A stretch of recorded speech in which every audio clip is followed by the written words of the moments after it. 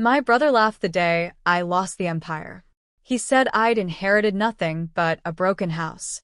But inside those old walls, my father hid the one secret that could destroy him, and everyone who betrayed him. Now the man I once loved is hunting me, and the truth buried in my family's legacy might be the very thing that saves my life, or ends it. The night London decided to rain felt personal. For Liana Cortez, the storm outside mirrored the one swelling quietly inside her, unseen, unspoken, but impossible to ignore. From her glass apartment window overlooking the Thames, she watched the water shimmer under streetlights, the reflection of the city fractured by ripples. The skyline was her comfort, constant, cold, and honest. Unlike people. Her phone buzzed once, a name flashing that made her breath hitch. Damien Voss. She didn't answer. Not yet. The man had a talent for calling when her world was most vulnerable. And tonight, she was already standing on glass. Liana turned away, clutching the silk of her robe tighter around her. The apartment was quiet, too quiet. Only the faint hum of the city beyond her floor-to-ceiling windows filled the space. On her desk, half covered by scattered documents, lay a single file stamped in red ink. Cortez Holdings, Confidential Financial Review. She had spent the last 3 months trying to ignore it. But curiosity had turned into dread, and dread into a slow, consuming need for truth. Her late father, Victor Cortez, had built an empire, a vast multinational investment firm that touched everything from green energy to defense contracts. When he died a year ago, everything passed to Liana and her half-brother, Rowan Cortez. Or so she thought, until last week, when her accountant, Mira Langston, called her with trembling urgency. Liana, there are discrepancies in the audit. Transfers you didn't authorize. Accounts under your name that you never opened. And one to Geneva, the day before your father's death. Liana hadn't slept since. She lifted the file now, the paper cold against her skin, and flipped through the latest page. It showed numbers that didn't add up, signatures that looked eerily like hers, but weren't. And buried in the paper trail was a name she hadn't seen in years. Damien Voss. A ghost from her past. A man who once loved her. A man her father had once trusted and later fired. A man who now, somehow, was part of her family's financial trail. The knock on the door startled her. 2 sharp raps, then silence. She wasn't expecting anyone. Her pulse quickened. Another knock, softer this time, deliberate. Liana's voice was steady. Who is it? It's me, Mira. Relief. She exhaled, crossing quickly to open the door. Mira Langston stood there, soaked to the bone, her blonde hair plastered against her face. In her hands was a brown envelope, water-stained but sealed. Sorry for coming so late, Mira said, shivering. But I didn't want to risk sending this digitally. You need to see what I found. Liana took the envelope, ushering her inside. You look like you walked through hell. Feels like it, Mira muttered, peeling off her coat. I followed one of the Geneva transactions, the offshore one tied to your father's death. It's bad, Liana. Really bad. How bad? Bad enough that if it leaks, the entire Cortez legacy could collapse. Liana's stomach turned. She opened the envelope. Inside were photocopies of emails, bank transfers, and a corporate contract bearing one unmistakable name at the top. Rowan Cortez. Her brother. He was moving funds out of Cortez Holdings months before your father's death, Mira continued, lowering her voice. And here's the worst part, the account he used? It's registered to a company owned by Damien Voss. The room went cold. Liana's grip on the papers faltered. Damien? I don't know what connection they have, Mira said carefully, but they're working together. Or, at least, they were. Outside, thunder rolled, a slow, distant rumble. Liana turned toward the window, her reflection staring back, pale, haunted. If my father knew. Maybe he did, Mira said softly. And maybe that's why he died. That line hung in the air like a curse. Liana closed the file, setting it down with deliberate calm. What are you saying? Mira hesitated. Your father's death wasn't an accident. The timing, the money transfers, the closed accounts, none of it fits. The silence that followed was suffocating. Finally, Liana spoke. I want every file you have. Every trace. I'll handle Rowan myself. Liana, you can't. I can. Her voice sharpened. I have to. Later that night, long after Mira left, Liana sat in her office alone, the envelope open beside her. Her laptop screen glowed faintly, displaying a login portal she hadn't accessed in years, one her father had used. She typed in a password only she and Victor would have known. The system blinked twice, then opened. And there, among archived correspondence, was a single, unopened message dated one day before her father's death. The subject line read, For Liana, if anything happens. Her heart stopped. She clicked. The message contained a single line of text. Trust no one with a Cortez name. Below it, an attached file, encrypted. Liana stared at the screen, breath shallow. Every instinct screamed not to open it, not tonight. But something deeper, older, pushed her forward. She downloaded the file, began decoding it using her father's old keystring. And as the progress bar inched forward, a soft chime echoed from her phone. A text message. From a number she didn't recognize. You're digging in places that get people killed. No name. No context. But the chill that swept through her body told her exactly who it was. Damien Voss had just reappeared. For a long moment, Liana Cortez sat frozen, staring at the message glowing on her phone screen. You're digging in places that get people killed. Outside, the London rain had softened into a mist, the kind that blurred lights and boundaries. Inside her apartment, everything was too sharp. The hum of her laptop, the echo of her heartbeat, the taste of fear turning metallic on her tongue. She turned off the phone. Slowly. Deliberately. Whoever sent that message wanted her to panic. But panic was for people who still had something left to lose. She had already lost her father. And maybe her brother. What more could they take? The encrypted file on her laptop finished decrypting. A single folder appeared, titled Project Renaissance. She opened it. Inside were dozens of PDF reports, scanned letters, and signed agreements, and one short video clip, dated a week before Victor Cortez's death. Liana clicked play. The image flickered into focus. Her father, sitting in his study, eyes sunken, face lined with worry.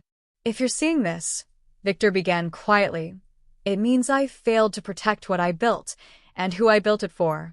The Cortez name isn't what you think. Rowan and Damien have already sold us out. They're moving government funds through shell companies, using our foundation as the veil. If I confront them, I won't survive it. Liana, whatever happens, promise me you'll stay alive. Don't trust Damien. He'll come for you next. The video ended. Liana's throat burned. Her father's final words weren't just warning her. They were confessing that he'd been hunted by his own blood. She pressed her palms to her temples, willing herself to breathe. Then a knock. Not the door this time. The glass balcony. She looked up. Through the rain-specked glass, a silhouette stood. Tall, confident, and painfully familiar. Damien Voss. He smiled faintly through the reflection, his eyes unreadable. Liana's instinct screamed to run. But something colder, sharper, the need for truth, kept her rooted. She opened the balcony door. The night air rushed in, tasting of rain and electricity. You're hard to reach, Damien said softly. Still prefer confrontation to conversation, I see.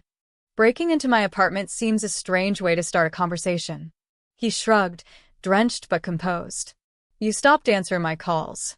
Maybe because you're laundering my family's fortune through ghost companies in Geneva? His expression didn't change. But his eyes, they flickered. So Mira talked. You don't even deny it? I deny nothing, he said quietly. Because you're only seeing half the truth. Liana stepped closer, the wind tugging her hair across her face. Then enlighten me before I call the police. Damien sighed, then reached into his coat pocket, slowly, and handed her a flash drive. Everything you think you know about your father, your brother, me, it's all on there. Watch it. Then decide if I'm the villain." She didn't take it. "You expect me to believe anything that comes from you?" He met her gaze, voice lower now. "I expect you to believe your eyes, not your grief." Before she could reply, he added, "Rowan's meeting someone tomorrow night at the old Cortez estate in Provence. He'll destroy the evidence that could save you both. Be there, or everything your father died for burns with it." And just like that, Damien stepped backward into the rain, disappearing down the emergency stairwell before she could stop him. The next evening, Liana landed in Nice, the wind off the Mediterranean warm against her face. She hadn't told Mira where she was going. She couldn't risk another leak. If Rowan really was involved, he'd have eyes everywhere. By midnight, she was driving through the winding roads of Cortez Manor, headlights slicing through rows of cypress trees. Every turn tightened the knot in her stomach. The manor loomed ahead, dark, majestic, abandoned since Victor's funeral. She parked at the edge of the estate and slipped through a side gate, boots crunching against gravel. Voices echoed faintly from the old study. One deep, steady, the other unmistakable. "Rowan!" She crept closer, pressing against the wall near the half-open door. Inside, her brother stood with another man, back turned, exchanging documents over the desk where their father once signed contracts. Then she saw the other man's face as he turned slightly. "Damien." Her breath caught. Rowan's voice was cold, professional. "Once I move the last transfer, we're done. No loose ends." Damien's reply was measured. "You think she'll let it go?" "She won't have a choice," Rowan smirked. "After tonight, she won't be able to prove a thing."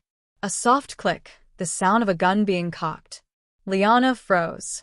Damien stepped back, his hand subtly pushing Rowan's wrist aside. "You don't need to do this. You'll only make it worse." Rowan sneered. "You think I trust you? You were supposed to handle her. Instead, you brought her into this mess." "She was already in it," Damien snapped. "Your father made sure of that." The tension in the room cracked like glass. Liana didn't think. She pushed the door open. "Drop it, both of you." Rowan turned, startled, then furious. "Liana, what the hell?" "I saw the transfers, Rowan. The Geneva counts. Father's message." "You don't understand," he shouted, voice breaking. "I was trying to fix his mistakes." "Mistakes," she spat. "You stole everything he built." For a second, the three of them stood there, family, lover, traitor, the air thick with years of resentment and grief. Then Rowan's hand twitched toward the gun again. Damien moved first. A single, precise motion. He disarmed Rowan and tossed the weapon across the room. Liana gasped. "You." "I'm not here to hurt you," Damien said, eyes locked on hers. "I'm here to end this." Rowan lunged for the gun again, but before he could reach it, a security light outside flared to life. Sirens. Approaching fast. Myra's voice rang from the hall. "Liana." "I called the police." "Don't move." Liana turned toward the doorway, too late. A gunshot shattered the silence. She spun back. Rowan staggered, eyes wide, clutching his side as he fell. Damien stood motionless, smoke curling from the barrel of the weapon. "He was going to shoot you," he said quietly. "I didn't have a choice." Liana knelt beside her brother, tears burning. "Rowan, why?" He coughed once, blood staining his lips. "Father, he lied to you. Liana lied to both of us. Damien was working for him till the end." The words faded. Rowan Cortez was gone. 2 months later, the Cortez scandal broke across every major financial paper in Europe. Victor's offshore dealings, Rowan's embezzlement, and the attempted cover-up, all exposed. But what the headlines never mentioned was the quiet truth that haunted Liana Cortez most. Damien Voss had disappeared before dawn the night of the shooting. No charges. No trace. No goodbye. Only a flash drive was left on her father's desk, containing every document that had saved her from ruin. And one final message, hidden inside the data. "Some debts are paid in silence. When the storm clears, look for me where your father first taught you to swim."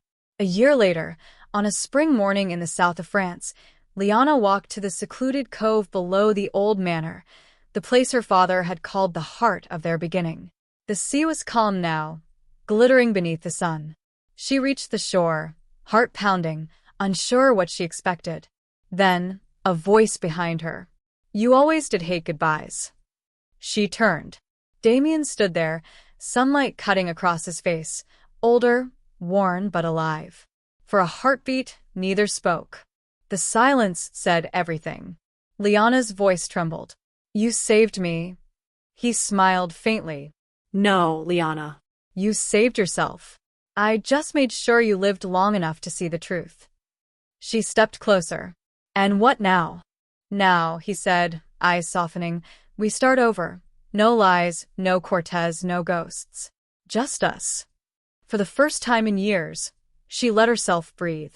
The sea breeze tangled through her hair as she whispered, almost to herself, "The storm's finally over." Damien reached for her hand. "No, Liana." "It's just begun." And as the waves broke gently against the rocks, she realized the past had burned, but from its ashes, something unbreakable had begun to rise.